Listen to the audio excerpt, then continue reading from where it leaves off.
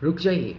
अगर आप north east में कहीं भी प्रॉपर्टी या ज़मीन खरीदने का सोच रहे हैं तो क्यों?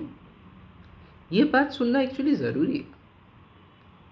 एक बहुत ही नेसेसिटी है कि ये बात आपको पता हो।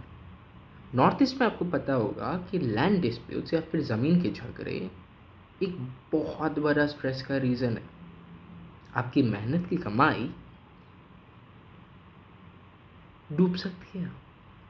आज मैं आपको वो 3 लीगल चेक्स बताऊंगा जो साइनिंग करते हुए या फिर उससे पहले, साइनिंग करने से पहले ही आपको चेक करना है, जो आपको इस इन्वेस्टमेंट करते हुए आपका इन्वेस्टमेंट बचा सकता है। नमस्ते, my name is Hira Paul और मैं नॉर्थ ईस्ट के प्रॉपर्टी और उसके लॉज के मैटर में आपसे ये डिस्कस कर रहे हैं। ये चैनल का एम ही है कि आपके लिए लॉस को सिंपल बनाना और आपके इन्वेस्टमेंट को सेफ बनाना। बट उससे पहले ये वीडियो एक जनरल लीगल अवेयरनेस के लिए है और एजुकेशनल पर्पसेस के लिए ही है।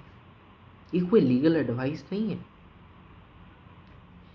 ये कोई लीगल एडवाइस के हिसाब से मत लीजिए। कोई भी आपका स्पेसिफिक केस होता है, case to case legal advices vary करते हैं और ये कोई लीगल एडवाइस नहीं है। ये सिर्फ एजुकेशनल अवेयरनेस वीडियो है। ये आपको याद रखना है कि लॉज बहुत ही कॉम्प्लेक्स होते हैं और वो state to state, even community community में भी डिफर होता है। तो इसी बात पे चलिए शुरू करते हैं। जो 3 स्टेप मैं आपको बता रहा हूँ उनमें से पहला और सबसे ज़रूरी स्टेप ये है कि कोई भी लैंड आप खरीद रहे हो उसका एक म्यूटेशन रिकॉर्ड होता है। जिससे भी आप ज़मीन खरीद रहे हो उसका म्यूटेशन रिकॉर्ड या फिर रिकॉर्ड ऑफ राइट्स, जिसको हम लोग जमाबंदी भी कहते हैं, वो ज़रूरी है कि आप चेक कर लो। ये सबसे इम्पॉर्टेंट डॉक्यूमेंट है। म्यूटेशन बताता है कि ज़मीन का करंट ओनर कौन है, ओनरशिप कैसे ट्रांसफ़र हुई थी। आपको ये चेक करना है कि जो व्यक्ति आपको ये ज़मीन बेच रहा है उसका नाम गवर्नमेंट रिकॉर्ड्स में है कि नहीं, या और उसके पास क्लियर टाइटल है कि नहीं। दूसरा स्टेप उन 3 ज़रूरी स्टेप्स में सबसे क्रूशल है। लोकल बॉडीज और कस्टमरी लॉ का इम्पैक्ट होता है उसके ऊपर। कई एरियाज जैसे कि 6 शेड्यूल स्टेट्स में ज़मीन का ट्रांसफ़र ऑटोनोमस डिस्ट्रिक्ट काउंसिल करते हैं, उसी से गवर्न होता है। गवर्नमेंट रिकॉर्ड्स के साथ साथ आपको लोकल विलेज काउंसिल या फिर हेडमेंस ऑफिस से भी वेरीफाई करना होगा कि ट्रांसफ़र रूल्स सही फॉलो हुए हैं।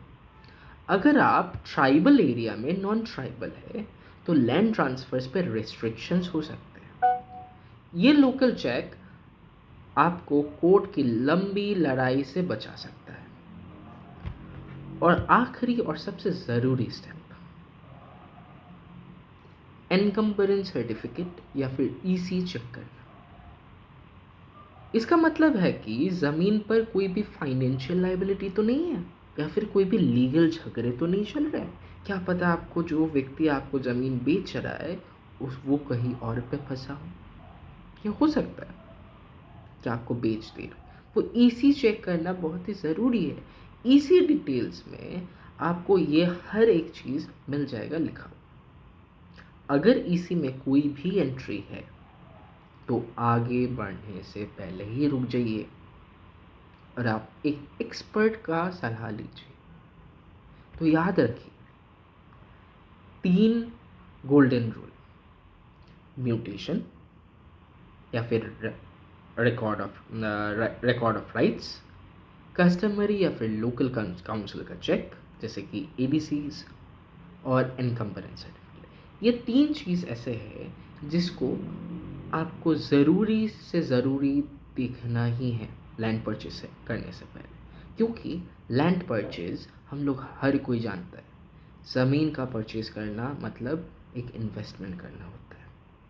और हम लोग ज़मीन परचेज़ कर रहे हैं, जुआ नहीं खेल रहे। हमेशा ड्यू डिलिजेंस करना ही है। अगर आपको मेरी वीडियो पसंद आई तो आपको 3 चीज़ें ज़रूर कीजिए। पहले सब्सक्राइब बटन दबाइए। दूसरा, इस वीडियो को नॉर्थ ईस्ट के में रहने वाले आपके दोस्त या फिर आपके रिश्तेदार जो भी ज़मीन खरीदने का सोच रहे हैं उनको ज़रूर शेयर कीजिए। और इस तरह के वीडियोस के लिए मेरे चैनल को फॉलो करते रहिए। Good night.